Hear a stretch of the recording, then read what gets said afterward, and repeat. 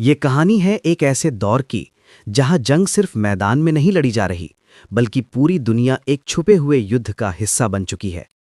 साल 2026। दुनिया पहले ही कई तनावों से घिरी हुई थी और तभी एक नई हलचल शुरू होती है।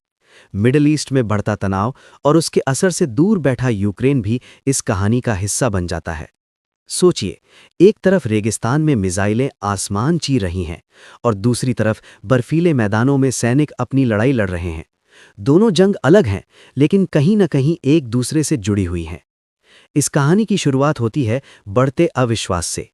कई सालों से दुनिया में अलग-अलग देशों के बीच तनाव बढ़ रहा था, खासकर मिडिल ईस्ट में, जहां हर कदम बहुत सोच समझकर रखा जाता है। फिर एक दिन हालात अचानक बदल जाते हैं। एक बड़े सैन्य हमले के बाद पूरे क्षेत्र में डर और गुस्सा फैल जाता है। लोगों को समझ नहीं आता कि ये सिर्फ शुरुआत है या कुछ और बड़ा होने वाला है। जवाब में मिसाइलें दागी जाती हैं, ड्रोन आसमान में मंडराने लगते हैं और हर देश अपनी सुरक्षा को लेकर सतर्क हो जाता है। रात के अंधेरे में आसमान चमक उठता है। हर धमाका एक नया डर पैदा करता है।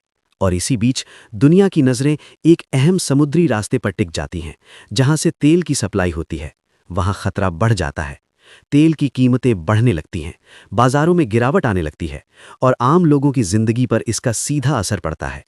पेट्रोल पंप पर लंबी लाइनें, महंगे होते सामान, हर कोई परेशान है।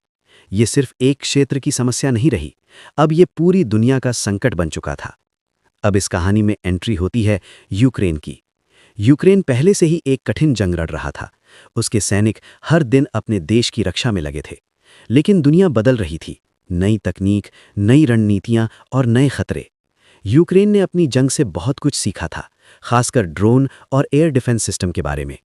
इसी अनुभव के कारण यूक्रेन के कुछ विशेषज्ञ दूसरे देशों की मदद के लिए आगे आते हैं। वे सीधे युद्ध में नहीं कूदते, लेकिन अपनी तकनीक और अनुभव से मदद करते हैं। Radar system, anti drone technology और इलेक्ट्रॉनिक वॉरफेयर, इन सब का इस्तेमाल करके वे आसमान से आने वाले खतरों को रोकने की कोशिश करते हैं। कई बार ड्रोन हवा में ही नष्ट कर दिए जाते हैं, मिसाइलों को रास्ते में ही रोक लिया जाता है। हर सफल रोकथाम एक नई उम्मीद देती है, लेकिन हर दिन एक नई चुनौती भी लेकर आता है। इस पूरे घटनाक्रम में दुनिया के बड़े देश भी शामिल हो जाते हैं, कोई सीधे तो कोई परोक्ष रूप से। कुछ देश समर्थन देते हैं तो कुछ अपने हित साधने में लगे रहते हैं। ये एक ऐसी जंग बन जाती है जहां सिर्फ हथियार ही नहीं, बल्कि जानकारी और रणनीति भी उतनी ही महत्वपूर्ण हो जाती है।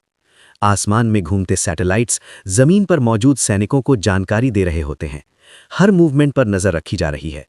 कभी-कभी एक छोटी सी जानकारी पूरे हमले की दिशा बदल देती है।